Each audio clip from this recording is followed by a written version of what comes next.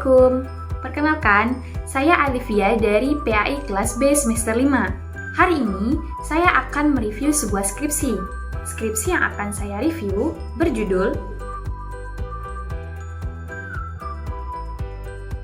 Skripsi ini ditulis oleh Muhammad Ikhfirli dari UIN Syarif Hidayatullah Jakarta dan diterbitkan pada tahun 2019. Adapun video review skripsi ini saya buat untuk memenuhi tugas dari mata kuliah Metodologi Penelitian Kualitatif yang diampu oleh Ibu Andina Nurul Wahida, MPD. Oke teman-teman, langsung saja kita akan masuk ke pembahasan. Bagian yang pertama adalah latar belakang. Di bagian latar belakang ini ada beberapa poin yang akan dibahas. Pertama adalah permasalahan yang terjadi di tempat penelitian.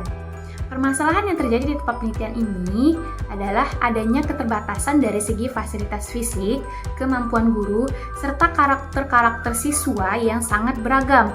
Hal ini menyebabkan pendidikan agama Islam di SMP 400 Bakti Mulia masih banyak perlu pembenahan.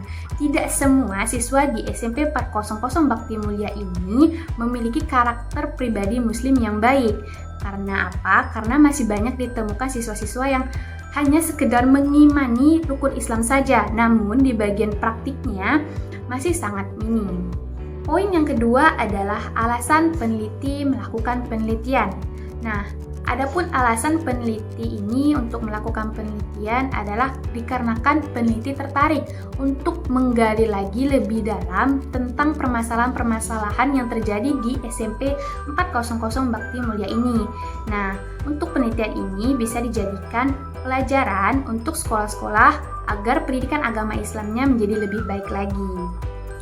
Kemudian poin terakhir di bagian latar belakang adalah terdapat data pra penelitian. Adapun contoh data pra penelitian deskripsi ini sebagai berikut.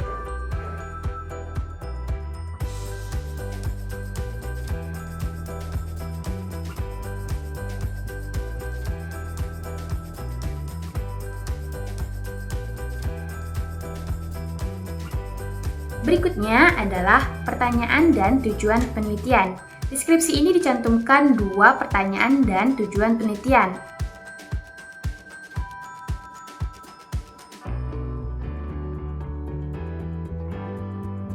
Menurut saya pribadi, di bagian pertanyaan tidak selaras dengan di bagian tujuan. Dikarenakan apa? Dikarenakan di bagian pertanyaan tidak dicantumkan tempat SMP yang diteliti, sedangkan di bagian tujuan itu dicantumkan. Jadi, menurut saya alangkah baiknya di bagian pertanyaan itu dilengkapi tempat SMP yang diteliti seperti di bagian tujuan, sehingga bagian pertanyaan dan bagian tujuan itu selaras. Contohnya seperti ini.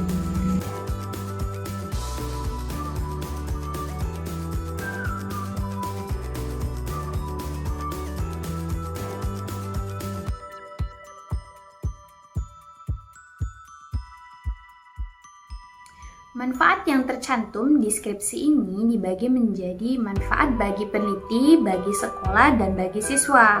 Menurut saya pribadi, alangkah lebih baiknya manfaat ini dibagi menjadi 2 bentuk atau 2 macam.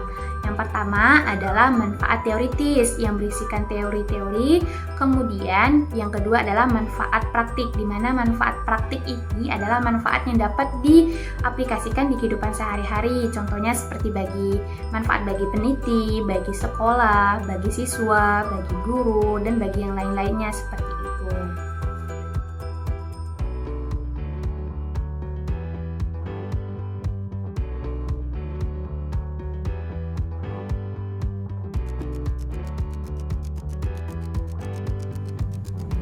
Berikutnya adalah landasan teori. Nah, di landasan teori yang tercantum di skripsi ini menurut saya sudah cukup baik, namun hanya saja ada beberapa referensi yang digunakan itu tidak tercantumkan halamannya.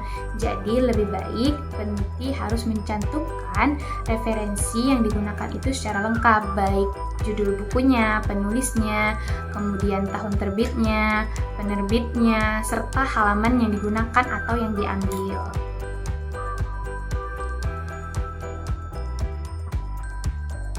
Pembahasan berikutnya adalah kajian penelitian terdahulu atau relevan. Deskripsi ini mencantumkan 3 skripsi terdahulu oleh peneliti.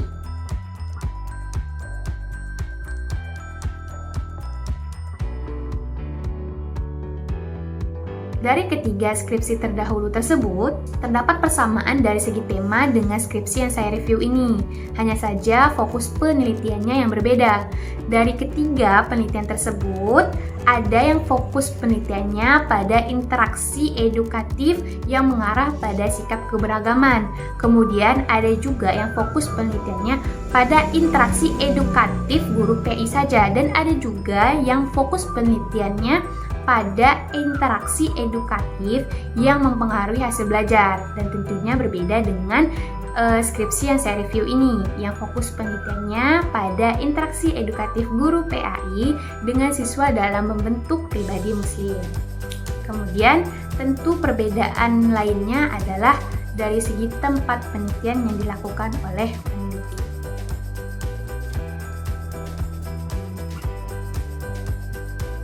Berikutnya adalah pendekatan dan jenis penelitian. Di skripsi ini, peneliti menggunakan penelitian lapangan, sedangkan menurut saya seharusnya peneliti itu cukup menuliskan pendekatan penelitian deskriptif kualitatif. Kemudian untuk jenis penelitiannya, menurut saya masih ada terdapat kekeliruan antara pendekatan penelitian dan jenis penelitian. Nah, di skripsi ini peneliti menuliskan pendekatan penelitian fenomenologi yang seharusnya menggunakan kata jenis penelitian fenomenologi.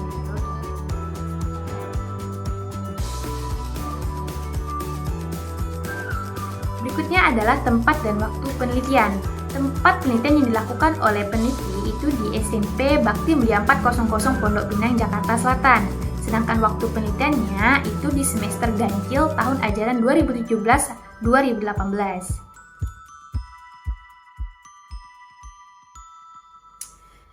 Selanjutnya adalah sumber data penelitian. Nah, di skripsi ini peneliti tidak mencantumkan secara rinci untuk sumber data penelitian.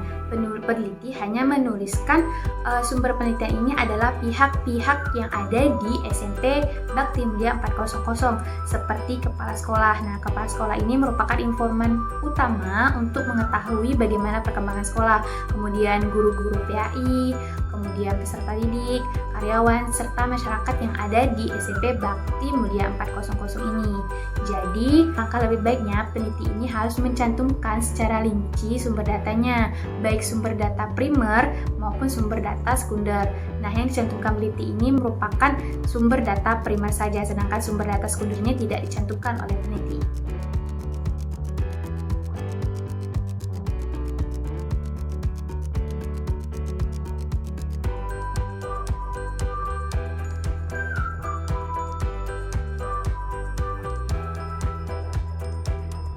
Untuk teknik dan instrumen pengumpulan data, deskripsi ini sudah sangat baik menurut saya, apalagi disertakan dengan bukti nyata seperti lembar observasi, pedoman wawancara, serta dokumentasinya terlampir di bagian akhir skripsi ini.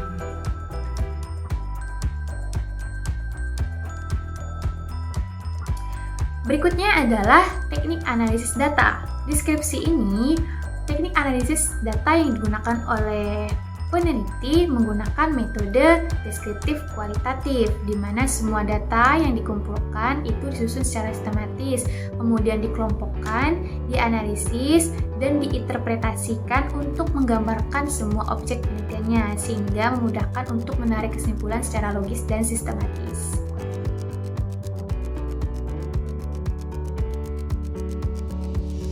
Dalam penelitian ini, pemeriksaan keabsahan data peneliti menggunakan teknik triangulasi. Nah, teknik triangulasi yang digunakan oleh peneliti adalah teknik triangulasi waktu dengan cara mengecek hasil observasi, wawancara, dan dokumentasi. Namun, menurut saya pribadi, tidaklah tepat jika peneliti menggunakan teknik triangulasi waktu, karena teknik triangulasi waktu itu dilakukan dengan cara pengamatan dan wawancara di waktu dan situasi yang berbeda. Sedangkan yang dilakukan peneliti ini dengan cara mengecek hasil observasi, wawancara, dan dokumentasi. Nah, itu lebih tepatnya peneliti menggunakan teknik triangulasi metode.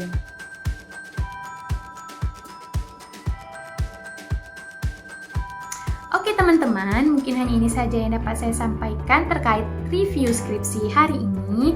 Jika terdapat kesalahan, saya ucapkan mohon maaf yang sebesar-besarnya.